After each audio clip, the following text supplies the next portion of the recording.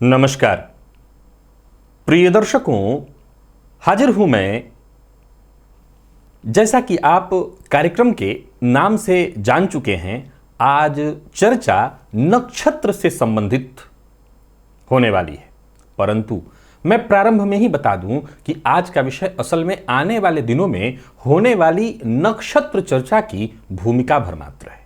प्रिय दर्शकों, जैसा कि आप सभी जानते हैं, भारतीय वैदिक ज्योतिष का मुख्य आधार ही नक्षत्र है, न कि राशि।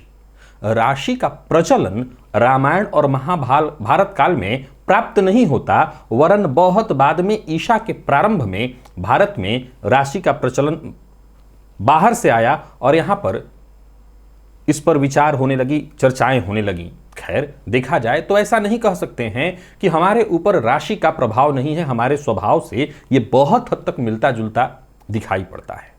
प्रिय दर्शकों, आज का जो हमारा विषय है असल में इस बात की ओर इशारा है कि हम नक्षत्र से ग्रहों को जोड़कर कैसे समझें। यूं समझ लीजिए उसका प्रारंभ भर मात्र है। प्रिय दर्शकों, जैसा कि आप सभी जानते हैं, सूर्य मेष राशि में उच्च के होते हैं। आइए नक्षत्र पर चर्चा प्रारंभ करें, इसे समझने का प्रयत्न करें।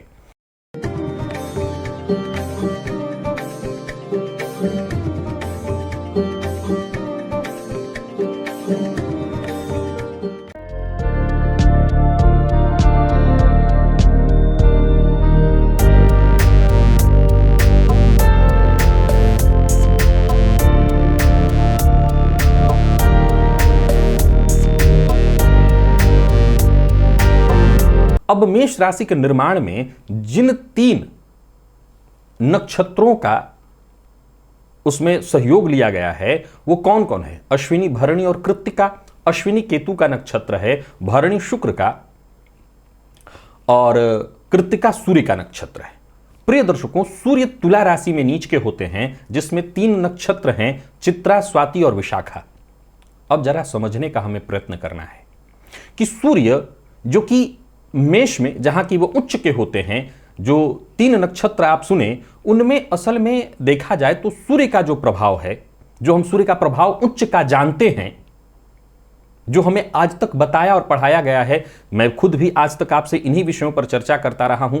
ये आज का कार्यक्रम मुख्यतः विषय ही यही है कि मैं आपको आने वाले दिनों में जब वो चीजें बताऊंगा जो अब तक बताता रहा था उससे अलग, हो सकता है अपनी ही बातों की काट में करूंगा, तो फिर आप कहेंगे आपने पहले तो ऐसा बताया था, अब ऐसा बता रहे हैं। और मैं जब भी कोई नया विषय बताता हूं तो मैं बार बार एक ही बात कहा करता हूं, ज्योतिष अपने आप में एक ऐसा महासागर है जिसके हम दूर दूर तक किनारे को भी ठीक से नहीं देख पाए हैं, ज्योतिष के ज को भी नहीं समझ पाए हैं।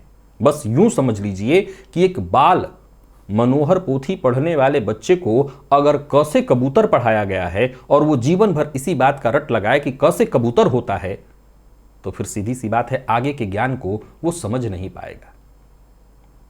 प्रिय दर्शकों, केतु के नक्षत्र में सूर्य को सर्वोच्चता प्राप्त होती है। क्यों? तो जरा समझने का प्रयत्न करिए। क्योंकि केतु मोक्ष का कारक कहा गया है और सूर्य आत्मा है। अब जब आत्मा मोक्ष को प्राप्त होगी तो यही उसकी सर्वोच्च स्थिति है। अब यदि अश्विनी नक्षत्र का प्रभाव देखें तो नक्षत्र का जो प्रभाव है तो ऐसा जातक विपत्तियों में न घबराने वाला, जो कि मूलतः राजा का लक्षण है, भगवान में दृढ़ विश्वास परंतु धर्मांध न होने वाला, जो प्रण किया उसे पूरा करना, ये अश्विनी नक्षत्र के मूल लक्षण हैं। ये सारे लक्षण राजा के हैं। परंतु प्रश्न खड़ा होता है कि क्या फिर भरणी नक्षत्र, जो कि शुक्र का नक्षत्र है और शुक्र में ऐसे कोई भी गुण नहीं है, शुक्र मुख्यतः भोग कारक, भरणी का ऐसा कोई गुण नहीं, प्रभाव नहीं, तो क्या फिर भरणी में भी सूर्य, क्योंकि नक्षत्र तो वहां 3 गुजर रहे हैं, तो क्या फिर भरणी में भी यदि जन्म कुंडली में सूर्य हैं तो वैसा ही प्रभाव देंगे जैसा अश्विनी में दे रहे हैं, या भरणी में उनका प्रभाव बदलेगा? यह गंभीर विषय है, यह समझने का विषय है। अगर आप अब तक जिस ज्योतिष को समझते और पढ़ते आए हैं राशि के माध्यम से, असल में देखें तो वो बहुत बहुत बहुत ज्यादा स्थूल है, मोटा मोटी। नक्षत्र पर जब आप पहुंचेंगे तब जाकर के आप इसके सूक्ष्मत्व को समझने का प्रयत्न करेंगे। प्रिय दर्शकों, अब यहीं पर समझने की आवश्यकता है तुला राशि। तुला राशि को हम अगर समझने का प्रयत्न करें तो इसमें जो 3 नक्षत्र हैं, चित्रा, स्वाति और विशाखा। चित्रा मंगल का नक्षत्र, स्वाति राहु का नक्षत्र और विशाखा गुरु का नक्षत्र। अब हम जानते हैं, हम आज तक पढ़ते आए हैं, मैं खुद इसकी चर्चा आपसे करता रहा हूं कि तुला राशि में सूर्य नीच के होते हैं।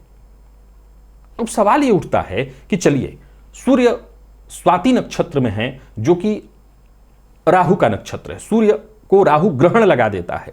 स्वाति नक्षत्र के प्रभाव को देखें तो ऐसा स्वतंत्र विचार का, दूसरों की मदद करना। एक बात हमेशा ध्यान रखिए, उच्च और नीच के विषय को जो बनाया गया है उसका बेस क्या है? सीधा सा तर्क है कि जहां कोई चीज ऊंचा होगा, नीचे गिरेगा तो वहीं सामने ही गिरेगा। तो ठीक 7वीं राशि में ग्रह नीच के होते हैं। एक और बात, ऊंचाई में जो स्वभाव पाया जाता है, हमेशा याद रखिए, चोर और साधु, ये दोनों के दोनों अपने धुन के पक्के होते हैं। ये बहुत ध्यान से समझने का विषय है।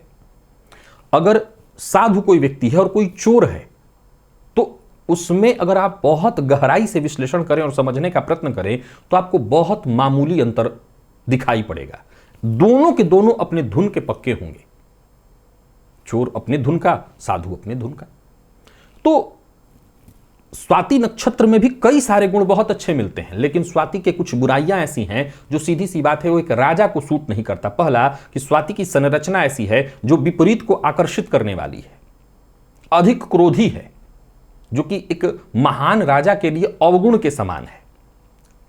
अब यहीं पर एक गंभीर प्रश्न खड़ा हो जाता है कि चलिए हम मान लेते हैं कि जब तक सूर्य स्वाति नक्षत्र में है, ये वो काल है जहां जातक के लिए बहुत अच्छा प्रभाव नहीं मिलेगा। परंतु चित्रा का जो 2 चरण है, इसके बाद विशाखा के जो 2 चरण बाकी हैं, उसका क्या? 3 चरण विशाखा के हैं, उसका क्या? वो तो गुरु के नक्षत्र है। तो जब हम, ये तो वही वाली बात होगी ना कि सबको एक ही लाइन में खड़ा कर दिया। जब हमने नीच राशि की चर्चा की तो नीच राशि में हमें क्या प्रभाव मिला कि सूर्य नीच राशि में है, बहुत बुरा प्रभाव। यही मैंने कहा है ना, मैं औरों की नहीं कहता, ये मैं कहता रहा हूं, ये मैं कहता रहा हूं कि सूर्य यदि नीच राशि में है तो ये बेहद खराब है, जन्म कुंडली को ये पूर्णतः कमजोर कर देंगे। यही मुझसे आपने सुना है ना, ये मैंने कहा है ना कि सूर्य उच्च के हैं तो ये जन्म कुंडली का सर्वाधिक श्रेष्ठतम यही योग है, यही मैंने कहा है ना।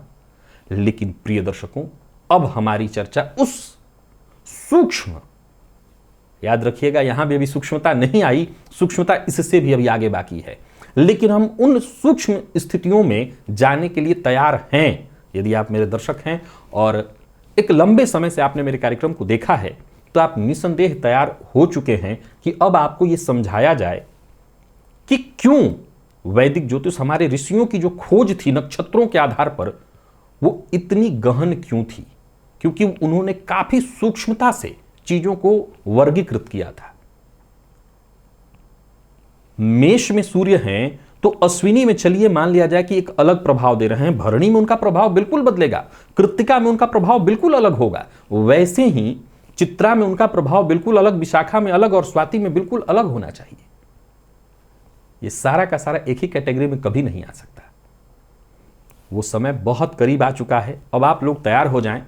मैं आने वाले दिनों में, जाहिर सी बात है आज मैंने प्रश्न खड़ा कर दिया और आपको समझा दिया है कि किस तरह से विचार करना है। समझ गए होंगे आप कि जब उच्च की स्थिति ऐसी है, नीच की स्थिति है, तो हमने हमेशा सिर्फ एक कैटेगरी में मान लिया कि उच्च है तो बहुत अच्छा, नीच है तो बहुत खराब। परंतु इस नीच में जो 3 नक्षत्र लगे हैं उसमें भी तो देखिए वो मंगल और गुरु के भी नक्षत्र हैं। तो तैयारी शुरू करिए।